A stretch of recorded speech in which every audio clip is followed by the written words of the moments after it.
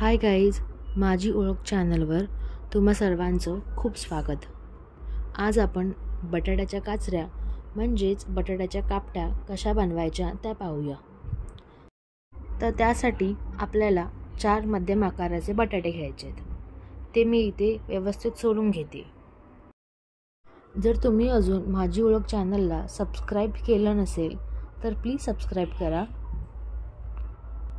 आणि bell icon click करायला पण विसरू नका।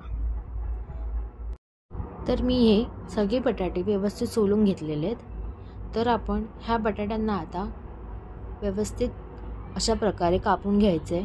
ना जास्त बारीक कापायचे ना जास्त जाड कापायचे। तुम्ही बघू शकता अशा प्रकारे ह्या बटाट्यांना व्यवस्थित कापून घ्यायचे। तर आता मी हे बटाटे पाण्यात ठेवलेले, तर आपण हे स्वच्छ 1 ते 2 वेळा धुवून ह्यातलं सगळं पाणी काढून घ्यायचे। तर आता मी ह्यामध्ये 1 चमचा तिखट घालते। चिमूटभर आपल्याला हळद घालून घ्यायचे। त्यानंतर चिमूटभर गरम मसाला, अर्धा चमचा धना पावडर आणि चिमूटभर जिरा पावडर। आता आपल्याला ह्यामध्ये 1 ते 2 चमचे दही घालून घ्यायचे। मी यामध्ये 2 चमचे दही घातलेले आहे।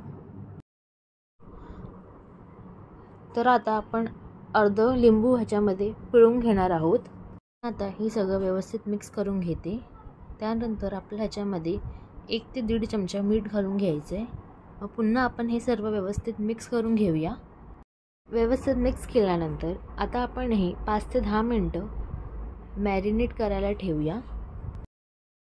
तर मी इथे बेसन, रवा आणि तांदळाचं पीठ घेतलेलं आहे। त्यानंतर ह्यामध्ये आपण अर्धा चमचा तिखट घालणार आहोत, चिमूटभर हळद आणि चवीनुसार मीठ।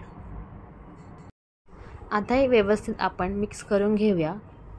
आणि तांदळाच्या पिठामुळे आपल्या बटाट्याच्या कापट्या व्यवस्थित मस्त कुरकुरीत होतात।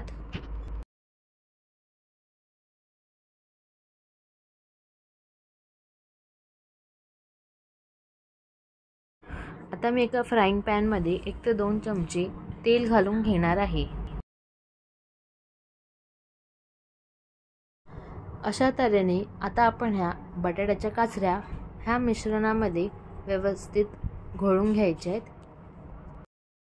मी आधीच फ्राईंग पॅन तापायला ठेवलेला, तर आता आपला फ्राईंग पॅन तापलेला आहे। तर आता आपण हे एक एक करून फ्राय करायला ठेवूया।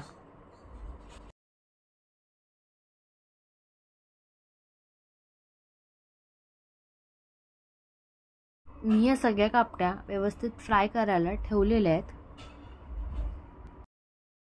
आपल्याला आता ह्यावर एक झाकण ठेवायचं आहे, त्यामुळे आपल्या कापट्या व्यवस्थित शिजतील। आणि आता आपण 5 मिनिटांनी भेटूया। आता 5 मिनिटांनी आपण हे झाकण काढून घ्यायचे।